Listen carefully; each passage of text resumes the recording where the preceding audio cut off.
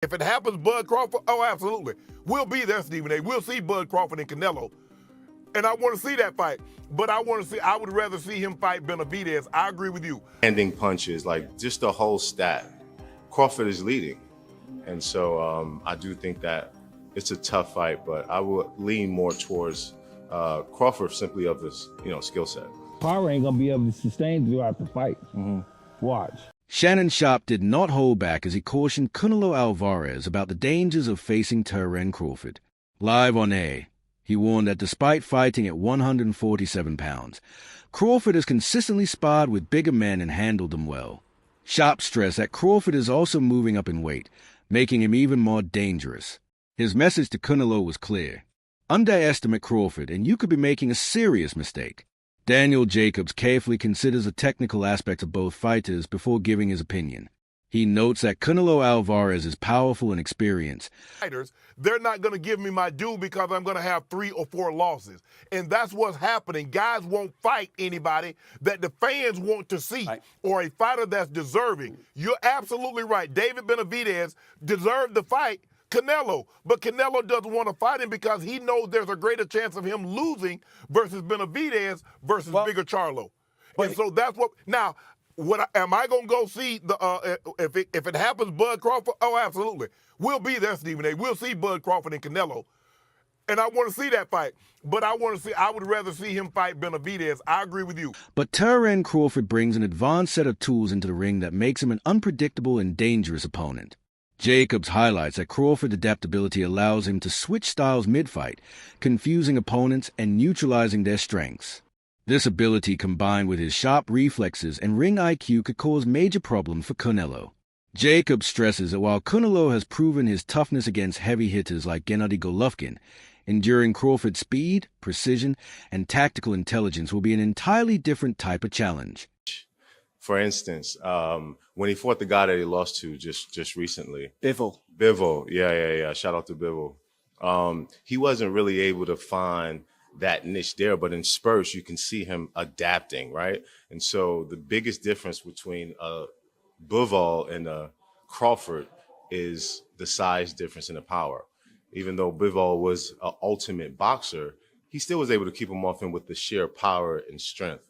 But with Crawford, I think that it'll be challenging for Canelo to get around the skill set, but it wouldn't be challenging for him to be able to endure the pain.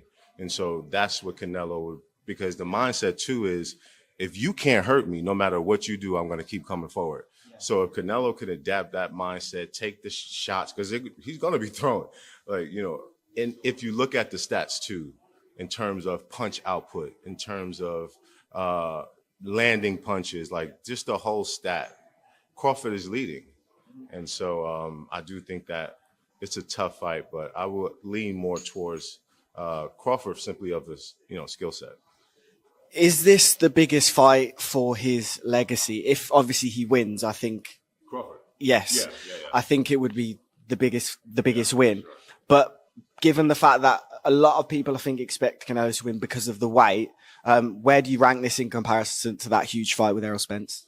So if Canelo wins, it would be one of his most top tier wins, but it would also be expected. So I don't know if it would take the umph off of it, rather the other way around, because of the size difference and what all Canelo has been accomplishing for the last however many years, For these reasons, Jacobs places his confidence in Crawford, believing his superior skill set gives him the edge. Oladipo explains that Crawford has a special quality that separates him from most fighters: the ability to inflict damage in ways that are not purely dependent on brute force. He believes Crawford's timing and accuracy allow him to land shots that opponents never see coming, making them more damaging than they appear on the surface. According to Olado, this quality is precisely why he favors Crawford in a matchup against Canelo.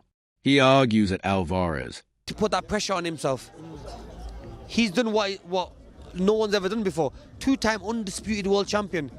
So why not just enjoy? But obviously you want to go for that next challenge. Now for him, he wants to go for that Canelo. I would advise him not to go for that. But if he's the man and he knows how good he is himself. So I can't really say to him that do this or do that. So really, he believes in his skills. He feels he believes in his skill. We can't answer for him. We let him go and do it. You know what I'm saying? And we all might be wrong. He might be even stronger than Canelo. He might pack the weight on well that he might do really well in there. So look, regardless, you fought them both. Like, what are the differences between them? Obviously, it's way. Canelo's strong and he's easily hit. Very easily hit, very easily. Compared to when I fought against Crawford, I couldn't even hit clean. So really, that's the difference. And they both hit hard. Because and you can see the strength. You know, when I was fighting against Crawford, I didn't think Crawford was that strong, but when he kind of moved me around a little bit, he is very strong as well. So look, yeah, but why does he need to give that much away? He's pound for pound #1 in the world. Why does he have to go up and fight Canelo? I don't prove anything. Canelo would say payday, but Crawford wants to be 3-time undisputed, and if he does that, oh my goodness! Wow, I mean that'd be unreal. But look, if he believes in himself, yes, go for it. But don't do it if he's got second thoughts. If he's got second thoughts, don't do it.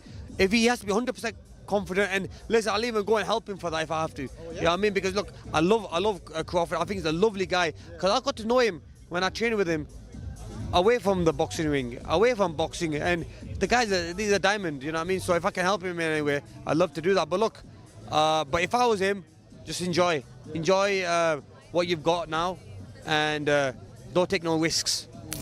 I think you just got to watch the Bivol blueprint, the in and out. I mean, a lot of fighters getting stick now for being runners, Tom and Jerry and whatnot. But stick to what you're good at. Though durable, can be outmaneuvered by fighters who maintain discipline and avoid being drawn into slugfests. Crawford excels in this area, consistently staying patient until opportunities present themselves. For Oladipo, this unique combination of intelligence and punching effectiveness is why he has always leaned toward Crawford as a likely winner. Boozy Ennis praises Crawford's efficiency inside the ring, pointing out that every punch he throws has a clear purpose. Unlike many fighters who sometimes waste energy on unnecessary shots, Crawford carefully calculates when and how to strike, and emphasizes that this discipline reflects Crawford's high boxing IQ, allowing him to maximize both accuracy and impact. So people don't understand. He can box and he's smart. Yes. He don't waste no punches, man. He don't waste no punches. And he's really smart, man, when it comes to that boxing game. But it was me and I'm training him. Yeah. I would have him frustrating Canelo.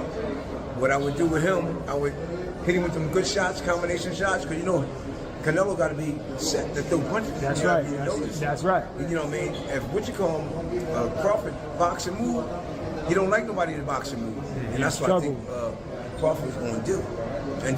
By conserving energy and choosing the right moments, Crawford prevents opponents from finding openings to counter.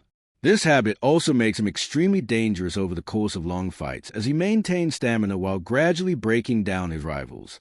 Andes believes this level of control and precision will be essential in a fight with Canelo where every small advantage matters against such a seasoned opponent. Diego Pacheco provides a balanced assessment by acknowledging both fighters' paths to victory.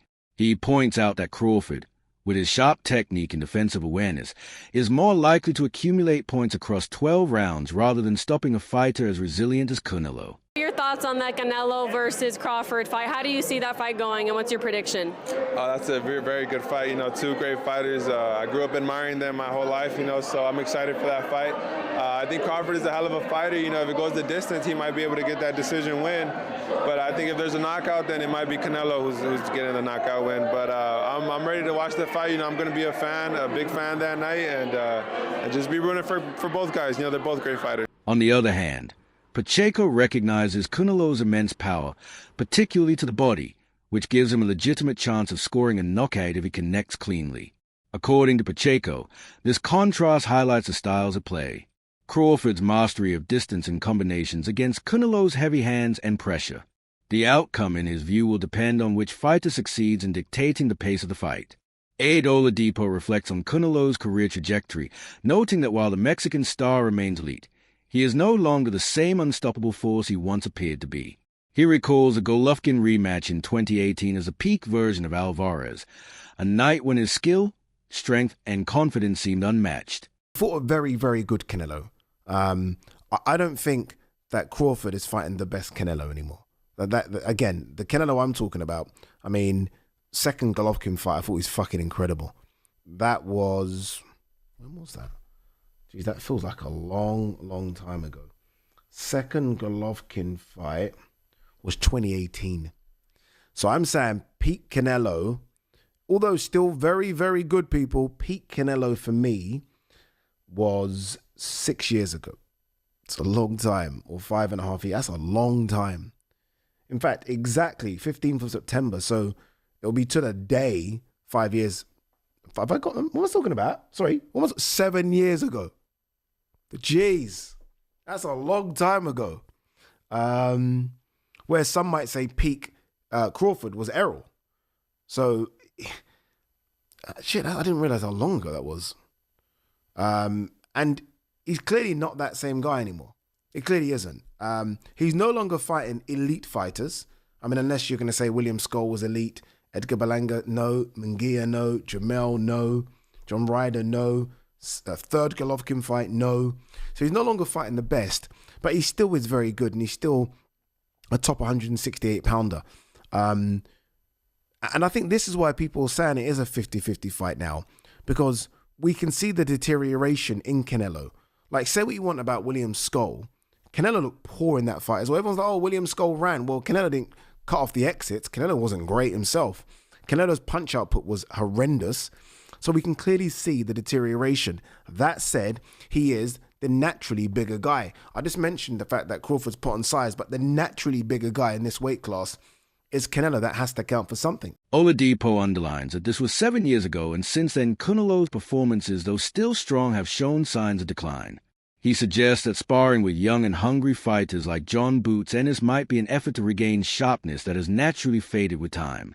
This raises a question of whether Canelo's current form is enough to handle Crawford, who is operating at the height of his powers. Oladipo's perspective cast doubt on whether experience alone can make up for the erosion of peak athleticism. Regis Progress strongly challenges the idea that Crawford's power will trouble Canelo. He argues that Alvarez has already taken punches from naturally bigger fighters, including heavy-handed champions, without showing significant vulnerability.